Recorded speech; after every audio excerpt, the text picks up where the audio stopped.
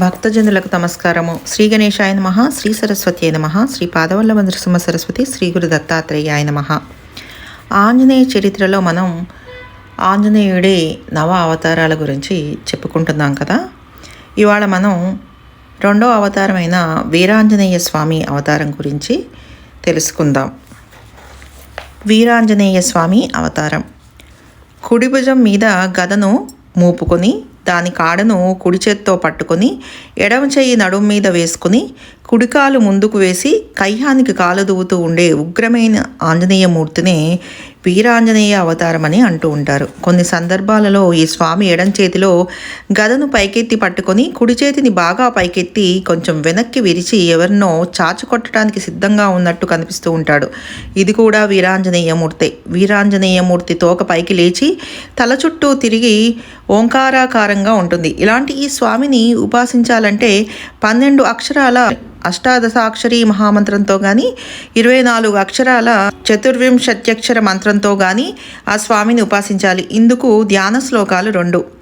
చింతితార్థ ప్రదందేవం శాంతాకారం మహాప్రభుం సంతతం చింతయే చిత్తే హనుమంత మానుపామమం. తాత్పర్యం: కోరిన కోరికలు తీర్చేవాడు, ప్రశాంతమైన ఆకారం కలవాడు, గొప్ప ప్రభువు, సాటిలేనివాడు అయిన హనుమంతుని నిరంతరము మనస్సులో ధ్యానించవలెను.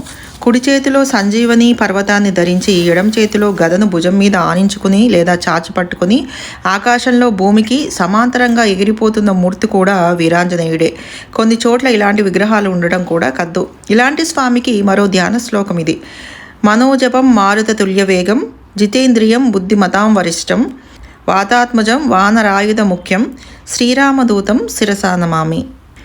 తాత్పర్యం: మనస్సుతో సమానమైన వేగం కలవాడు, వాయువుతో సమానంగా పరిగెత్తేవాడు, ఇంద్రియాలను జయించినవాడు, సద్బుద్ధి కలవారిలో శ్రేష్ఠుడు, వాయుదేవుడు పుత్రుడు, వానరసేనలలో ముందు నిలిచేవాడు, శ్రీరాముడి దూత అయిన హనుమంతుడికి శిరస్సు వంచి నమస్కరిస్తున్నాను.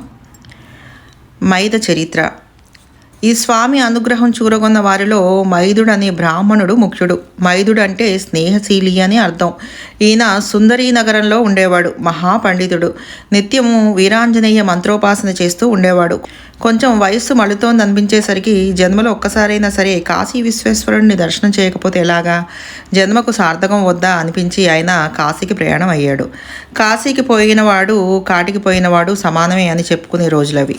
మైందుడు సాహసం చేసి ప్రయాణం సాగించి గంగకు అవతల ఒడ్డు దాకా, వ్యాసకాశి దాకా చేరాడు. అవతల ఒడ్డున కాశీనగరమంతా గంగన అనుకునే పాకి తన ఉపాస్య దైవమైన హనుమంతుడి తోకల్లే కనిపిస్తోంది. కానీ మధ్యలో గంగ పొంగు మీద ఉంది. అవతలిది శివకాశి, దాని నిండా జనం ఉన్నారు. ఇది వ్యాసకాశి. ఇక్కడ మనిషి అన్నవాడే లేడు. ఇది చైత్రమాసం అయినా ఏ మంచు కొండల్లోనూ వానలు పడ్డాయి కాబోలు. గంగకు ఎక్కడలేని పొంగు వచ్చినట్టుంది. తను ఈ గంగను దాటేదెలా, ఆ కాశీ విశ్వేశ్వరుణ్ణి దర్శించేదెలా అని మైదుడు దిగులు పడిపోయాడు. ఇంతలో తలవని తలుపుగా గంగలోని ఒక డింగి కొట్టుకొని గుండ్రంగా ఉండే తెప్ప వచ్చింది. మైందుడికి ప్రాణం లేచొచ్చి దాన్ని ఒడుపుగా పట్టుకొని బాగా పరిశీలించి చూశాడు. అది దృఢంగానే కనిపించింది. ఇక ధైర్యం చేసి దానిలోకి ఎక్కి దానికే కట్టి ఉన్న తెప్పకర్రలతో నీళ్లు తోలుకుంటూ అవతలి ఒడ్డుకు ప్రయాణం సాగించాడు. గంగ చాలా వెడల్పుగా ఉంది, మంచి వేగంగా ఉంది.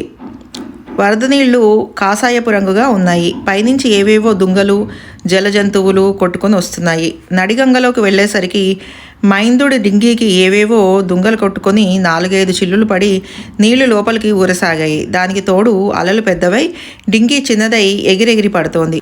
ఒక పక్క దోశలతో లోపలి నీళ్లు తుడుచుకుంటూ, మరో పక్క తెప్పకర్రలు తిప్పుకుంటూ లోపల ఆంజనేయ స్మరణ కొనసాగించుకుంటూ మైందుడు ప్రాణభయంతో నానాయాతన పడుతున్నాడు. చూస్తుండగానే చిల్లులు పెద్దవయ్యాయి. లోపలి నీళ్లు బయటికి తోడటం కష్టంగా ఉంది. బాగా అల్లంత దూరాన జనం కనిపిస్తున్నారు, కానీ వారి సహాయం తనకు అందటం అసంభవం. ఇక తాను గంగలో మునిగి చచ్చిపోవడమే ఖాయమని మైందుడికి తేలిపోయింది. ఇన్నేళ్లుగా వీరాంజనేయోపాసన చేస్తున్న సత్ఫలితం ఇప్పుడు అందుకుంది. అతని మనస్సు ఉన్నట్టుండి గట్టిపడి ఇలా ఆలోచించసాగింది: చావు ఎప్పటికైనా తప్పదు, కానీ కాశీకి పోతూ దారిలో మరణించడం నిజంగా అదృష్టం. అందులోనూ గంగమ్మ గర్భంలో చావు మరీ అదృష్టం. ఇది నా స్వామి అనుగ్రహం కనుక ఇక నేను నా స్వామి ధ్యానంలో లీనమై గంగలో తనివి చాలించడమే ఉత్తమం.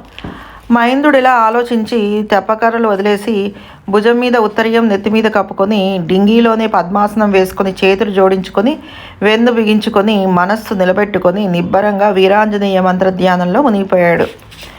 చావు ఖాయమని మనస్సు ఒక పక్క చెప్తోంది. అభ్యాస బలం ఆ మనస్సును ఉపాస్య దేవతామూర్తిలోకి గుంజేస్తోంది. కొద్ది క్షణాలలో అభ్యాసమే గెలిచింది. దేహశృతి పోయింది. తాను తన వీరాంజనేయుడే మిగిలారు. లోకమే లేదు, కాలం అనేది అసలే లేదు.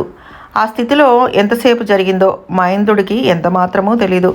ఏవో జయ జయధ్వానాలు మరీ మిక్కుటమై చెవులను పగలగొడుతుంటే సమాధి శిథిలమై కళ్ళు వదిలై దేహము లోకము శృతిలోకి వచ్చాయి. కళ్ళు తెరిచి చూసేసరికి డింగి కాశీ ఒడ్డున సగానికి పైగా నేల మీదికి ఎక్కి మరో సగం ఏటవాలుగా నీళ్లలోకి ఉంది.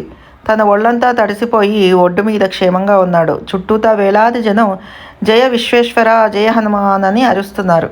మహేంద్రుడికి ఈ దృశ్యం నమ్మదగ్గదిగా తోచలేదు. ఇది కలే అనిపించింది. గట్టిగా గిల్లి చూసుకున్నాడు. కల కాదు, కానీ ఇదెలా సాధ్యం? అతనికి ఏమీ పాలుపోక తనే లేచి నిలబడి కాశీ నేలను కళ్ళకద్దుకొని డింగీలోంచి బయటికి దిగి చుట్టూతా ఉన్న ప్రజా సమూహానికి నమస్కరించి, ఏం జరిగింది? నేను ఒడ్డుకు ఎలా చేరాను? మీరెందుకు జయ జయధ్వానాలు చేస్తున్నారు అని అడిగాడు. కొంతసేపటికి జయకారాల సందడి తగ్గి అక్కడి పెద్దలు ఇలా చెప్పారు. మహాత్మా, నువ్వు ఎవరివో కానీ అసామాన్యుడివి. దూరాన నువ్వు డింగీలో వస్తూ ఉండటం మేమంతా చూసాం. గంగ గర్భం దగ్గరికి వచ్చేసరికి నీ పడవ మునిగిపోయే స్థితిలో ఉందని కూడా మేము గ్రహించాం. ఆ దశలో నువ్వు తెప్పకర్రలు వదిలేసి ధ్యాన నిష్ఠుడవై కూర్చోవడం కూడా మేము గమనించాం. అదే మాకు ఆశ్చర్యకరంగా ఉంటే దాన్ని మించిన ఆశ్చర్యం మాకు కనిపించింది. ఇంతలో ఎక్కడి నుంచి వచ్చిందో ఒక పెద్ద కోతి గంగలోకి దూకింది. గబగబా ఈదుకుంటూ పోయి నీ డింగీ కింద చెయ్యి పెట్టి దాన్ని మునిగిపోకుండా నిలబెట్టింది. అప్పటికే నువ్వు సమాధిలోకి వెళ్ళిపోయావు. నీ దేహం ఎటుపడితే అటు తూలిపోతోంది. ఆ కోతి నిన్ను సరిగ్గా కూర్చోబెట్టాలని కొంతసేపు ప్రయత్నం చేసి ఇక లాభం లేదని 2 చేతులతోనూ ఆ డింగీని పైకెత్తి తన నెత్తిని పెట్టుకుంది. ఇక ఆ కోతి నీళ్ళల్లో అడుగున ఎంత పొడుగున పెరిగిందో మాకు తెలియదు. ఇక ఆ కోతి ఈదటం లేదు. నెత్తి మీద తట్టను ముందు కాళ్ళతో మోసుకుంటూ వెనుక కాళ్ళతో నేల మీద నడుస్తూ ఒడ్డు దాకా నిన్ను తెచ్చి డింగిని జాగ్రత్తగా ఒడ్డు మీద దించి మొసలి జారిపోయినట్లుగా వెనక్కి నీళ్ళలోకి జారిపోయింది. ఈ అద్భుత దృశ్యాన్ని ఒడ్డున ఇన్ని వేల మంది యాత్రికులు చూశారు, స్థానికులు చూశారు. నువ్వు హనుమత్ ఉపాసకుడు అని నీకోసం ఆంజనేయ స్వామి స్వయంగా గంగలోకి దూకి నిన్ను నెత్తిన పెట్టుకుని ఒడ్డుకు చేర్చాడని మాకు అర్థమైంది. అందుకే ఆనందంతో జయకారాలు చేస్తున్నాం. కాశీవాసుల ప్రశంసా వాక్యాలు వింటున్న కొద్దీ ఎందుకో గాని మహేంద్రుడు వెక్కి వెక్కి ఏడవసాగాడు. ఈ ఏడుపు ఎందుకో ఎవరికీ అర్థం కాలేదు. ఆయన కొంతసేపు అలా ఏడ్చి చివరికి ఒక ఆవేశపు పొంగులాగా వచ్చి ఇలా అరిచాడు. దేవా వీరాంజనేయ ప్రభు, ఇన్ని వేల మంది కాశీవాసులకు ప్రత్యక్ష దర్శనం ఇచ్చావు. నేను ఒక్కడిని నీ దర్శనానికి అర్హుణ్ణి కాలేకపోయాను. నన్ను రక్షించావు నిజమే, కానీ నీ దర్శనానికి అర్హం కానీ ఈ బ్రతికెందుకు? ఇదిగో ఇప్పుడే గంగలోకి దూకేస్తున్నాను అంటూ ఎవరు ఊహించని రీతిగా గబగబా ఎత్తుగా ఉన్న గట్టు మీదికి ఎక్కసాగాడు. వెనకాల ఉన్న జనానికి విషయం అర్థమయ్యే లోపలే మహేంద్రుడు గట్టు అంచుకు చేరుకొని 2 చేతులు పైకెత్తి జయ వీరాంజనేయ అంటూ గాల్లోకి ఎగిరాడు. కానీ ఇంతలో కళ్ళు మిరిమిట్లు గొలిపే కాంతి ఏదో ఒకటి గంగ ఒడ్డున ఉన్నట్టుండి మొలిచి మహేంద్రుణ్ణి కాశీవాసుల్ని కూడా అప్రతిభుల్ని చేసి వెనక్కి పడదోసింది. గంగలో పడవలసిన మహేంద్రుడు ఆ తోపుకు వెనక్కి తోలి ఒడ్డు మీద కూలబడ్డాడు. కళ్ళలో బలం కూడా తీసుకొని మహేంద్రుడు మెల్లిగా తన రెప్పలను కదిలించి కళ్ళు తెరిచి చూసేసరికి ఎదురుగా ఉన్నది కళ్ళలోకి పొడిచే కాంతి కాదు, అది కరుణ కురిపించే అమృతమూర్తి. అది సువర్చల ఆంజనేయుడి దివ్యమూర్తి. ఆ స్వామికి 4 చేతులు ఉన్నాయి. వాటిలో గద, శూలాలను, అభయ వరద ముద్రలను ఆయన ధరించి ఉన్నాడు. ఆయనది చెయ్యి ఎత్తినా అందని నిలువెత్తు మూర్తి.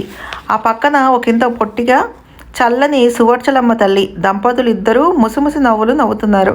కళ్ళలో కరుణను, అవయవాలలో కాంతులను వెదజల్లుతున్నారు. ఆ సుందర సువర్చల హనుమత్ దర్శనానికి మహేంద్రుడు పులకించిపోయి కొద్ది క్షణాలు మైమర్చిపోయి మెల్లగా తేరుకొని గంగా ప్రవాహంగా స్తోత్రపాఠాలు చేశాడు. ఏరు దాటితి ఊరి చేరితి వీరమారుతి కరుణ జుర్రితి నీవు కడలిని దూకినావట నేను గంగని ఈదినానట హనుమ గొలిచెడు వాని ముంగట ఓటి పడవయే ఓడయవనట. హే సువర్చల ప్రాణనాయక నీవు నిలువమా నన్ను పాయక రామనామ స్మంత్రగాయక నిన్ను చూతున కనులు మూయక గదను చేతిలో దాల్చినావయ్యా, రిపుల సిరులే చీల్చినావయ్యా, లోని చీకటులు కూల్చినావయ్యా, సచ్చిదానందమై నిలిచినావయ్యా. ఆ భక్తి బొంగు తగ్గాక స్వామి ప్రసన్న సుందరంగా ఇలా అన్నాడు. మైందా, ఏమిటయ్యా ఆ దూకుడు? గంగలో దూకేందుక ఒడ్డుకు చేర్చింది? కాశీ విశ్వనాథుడు దర్శనం కావాలని ఇక్కడి దాకా వస్తేవి, నా చేత పట్టెడు బరువు మోయిస్తేవి. ఇప్పుడు ఆయన దర్శనం చేయకుండా గంగలో దూకుతానంటే ఆయన ఒప్పుకుంటాడా, నేను ఒప్పుకుంటానా? మైందా, నీ భక్తి ప్రశస్తమైనది. నువ్వు లోకానికి అందించవలసిన సందేశాలు ఇంకా ఉన్నాయి. మొదట తీర్థయాత్రలు పూర్తి చేసుకో, ఆ తర్వాత జీవనయాత్రలో కర్మశేషాన్ని పూర్తి చేసుకో. ఆ తర్వాత నువ్వు నన్ను చేరటానికి గంగలో దూకవలసిన పని లేదు. నేనే నిన్ను తీసుకుపోతా. ఈ మధ్యలో ఎప్పుడైనా నన్ను చూడాలనిపిస్తే దానికోసం గంగలో దూకాలని ఇక్కడి దాకా వస్తావేమో. అలాంటి పనేమీ చేయక్కర్లేదు. నేను ఎల్లవేళలా నా భక్తులను వెన్నంటే ఉంటాను. అవసరమైనప్పుడు ముందుకొచ్చి దర్శనమిస్తూ ఉంటాను. నీ విషయంలో అవసరం ఎందుకు? నువ్వు పిలిస్తే వచ్చి కనిపిస్తాను. ఈ కాశీవాసులంతా నీ పుట్టి గంగలో మునిగిపోతున్నప్పుడు నిన్ను రక్షించాలని ఆరాటపడ్డారు. నీకోసం ప్రార్థనలు చేశారు. నా భక్తుడి కోసం ఆరాటపడ్డ పుణ్యానికి వాళ్లకు నా దర్శనం అనుగ్రహించా. మరి నాకెందుకు దర్శనం ఇవ్వలేదంటావా? నువ్వు నన్ను వేరుగా ఎప్పుడు చూసావు? నువ్వు ధ్యానంలోకి ప్రవేశించినప్పుడల్లా నాలో కరిగిపోయి నేనే నిలిచావు. నువ్వే నేనే ఉండగా నేను నీకు వేరే ఎలా కనిపిస్తాను? నువ్వు నేనే ఉన్న తరుణంలో నేను ఈ భూమిని, ఈ నీటిని, ఈ నిప్పుని, ఈ గాలిని, ఈ నింగిని అన్నింటినీ నిండిపోయి ఉన్నాను. నాతో పాటు నువ్వు అలాగే ఉన్నావు. ఇక ఆ దశలో నువ్వని, నేనని, లోకమని మూడు వస్తువులు లేవు. ఉన్నది ఒక్కటే. దానికి పేరు లేదు. పేరు లేని దానికి పేరు పెట్టదలుచుకుంటే ఏ పేరైనా పెట్టుకోవచ్చు. ఉన్నది నువ్వే అనవచ్చు, ఉన్నది నేనే అనవచ్చు, ఉన్నది అదే అనవచ్చు. ఎలా అన్నా దర్శించేందుకు విడిగా ఏదీ లేదు. అందువల్లే నీకు ఏ దర్శనము లభించలేదు. ఇలాంటి సమున్నత స్థితికి చేరకుండా మళ్ళీ మాయలో పడి నాకు దర్శనం కావాలంటున్నావు. కావాలంటే అది నీకు లభిస్తుంది, లేదంటే నీ స్థితిలో నువ్వు ఉంటావు. మైందా, ఈ విధంగా నీ జీవిత శేషం కొనసాగించు. ఇలా ఉపదేశించిన వీరాంజనేయ స్వామి తక్షణమే మాయమైపోయాడు. మైందుడు సుప్రసన్నుడై వీరాంజనేయ స్వామిని ఆనాడు విశేషంగా అర్చించాడు. ఆ రోజు చైత్రమాసంలోని పుష్యమి నక్షత్రపు రోజు కనుక చైత్ర పుష్యమి దినం ఒక గొప్ప హనుమత్ పర్వదినంగా రూపొందింది. అటు తర్వాత మైందుడు కాశీయాత్ర కొనసాగించి జీవిత శేషాన్ని వీరాంజనేయోపాసనలో సాధకం చేసుకున్నాడు. ఇలాంటి ఈ స్వామి ఈనాటికి తనను ఆశ్రయించిన భక్తులకు సమస్త భూతప్రేత పిశాచ బాధలను, సంసార బాధలను తొలగిస్తూ, మాయాబంధాలను సడలిస్తూ, జ్ఞానప్రసాదం అందిస్తూ నిత్య రక్షకుడై రక్షిస్తూనే ఉన్నాడు. సర్వం శ్రీగురు పాదారవింద అర్పణమస్తు. సర్వే జన సుఖినో భవంతు. శుభం భూయాత్.